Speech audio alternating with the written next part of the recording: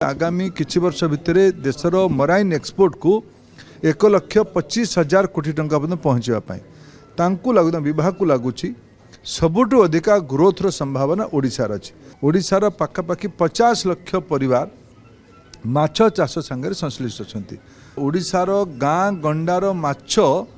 विदेश को एक्सपोर्ट हो पार यू केवल खनि खदान जिनस जीव ना यू कृषि उत्पाद जिनस मत्स्य उत्पादित जिनस भी वैल्यू एडेड हो विदेश को जीवा जे डीप सी फिशिंग पाई जो लेटर ऑफ इंटेंट दबार से निर्णय कला आज ओडिशा रे डीप सी फिशिंग रो पॉलिसी बनुची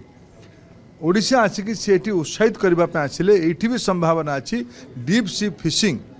एठी से आर्थिक अनुदान देवार व्यवस्था रखुचंदी लोन देवार व्यवस्था रखुचंदी प्रोत्साहित करने ओडिशा आसिले ओडिशार युवक मानक स्टार्टअप मानक उद्यमी मानक आपण मैंने आगु आसतु प्रधानमंत्री जी ये स्वप्न को ओडिशा को किमती एक्सपोर्ट बड़ जोड़ी हवा तांकु से बहुत आसिले।